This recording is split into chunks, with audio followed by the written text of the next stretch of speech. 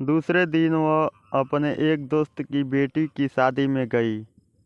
उसका नाम रेनू था। वह एक कामकाजी दिन था। 10-15 का समय था। एक तरफ उन लोगों के लिए बूफे तैयार था जिन्हें ऑफिस जाने की जल्दी थी। दूल्हा दुल्हन पर जैसे ही आखिरी अक्षत गिरी, सबके पांव बूफे की तरफ मुड़ गए। देखते ही देखते लंबी लाइन लग गई। लाइन खत्म होने का इंतज़ार करती हुई मैं मासी के पास खड़ी हो गई, जो बर्तन बटोर रही थी। बार बार लाइन में खड़ा ना होना पड़े, इसके लिए कई लोग थाली में बहुत ज़्यादा खाना डाल रहे थे। लेकिन ऑफिस के लिए जल्दी और लंच का समय करीब होने की वजह से कई लोग अपनी थाली में का पूरा खाना ख़त्म नहीं कर रहे थे। किसी तरह 4 निवाले चिमटकर उन्होंने थाली बटोर रही मौसी को थमा दी।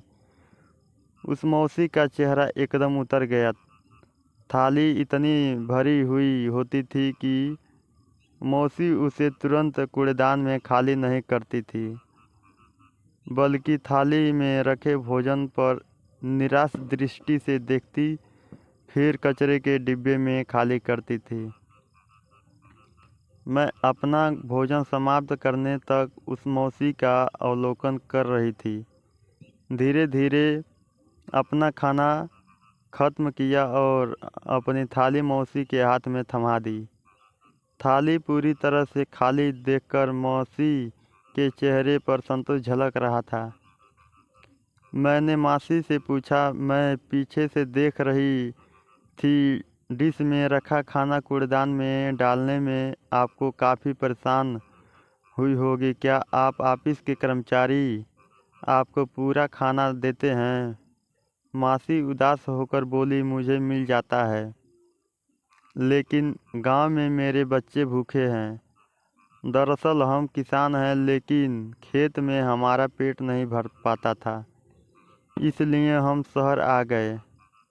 काम देखने के लिए, रहने के लिए अच्छी जगह कहीं नहीं मिलती थी, इसलिए बच्चों को गांव रखा है। उनके दादी और दादाजी रहते हैं, उनके साथ। वहाँ सब भूखे हैं और इधर इतना सारा खाना बर्बाद हो रहा है। इसका काफ़ी दुख हो रहा है मुझे। मासी एक निवाला निगलते हुए कहने लगी।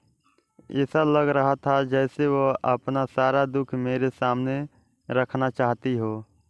हम किसान हैं, एक गेहूँ, चावल और सब्जियां उगाने के लिए हमें कितनी कष्ट होता है, वह तुम लोगों को क्या पता। और शहर वाले आराम का खाना फेंक देते हो।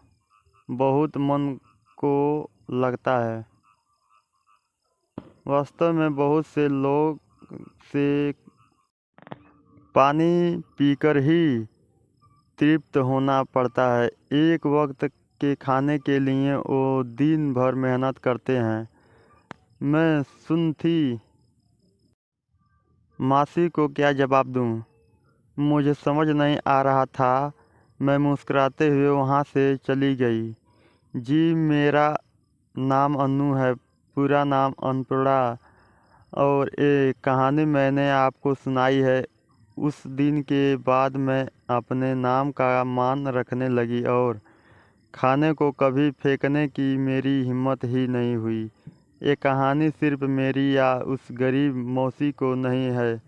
ये कहानी देश 2 हिस्सों में बटे लोगों की है, जिसमें एक समूह के लोग जिन्हें आसानी से ज़रूरत से ज़्यादा खाना मिलता है, और एक हिस्से के लोगों को दिन भर की मेहनत के बाद भी भर पेट खाना नसीब नहीं होता। हमें ऐसे लोगों के लिए कुछ करना चाहिए, और अगर ज़्यादा कुछ ना कर पाएँ तो खाने को बर्बाद न करें तो भी बहुत होगा, नहीं हुई।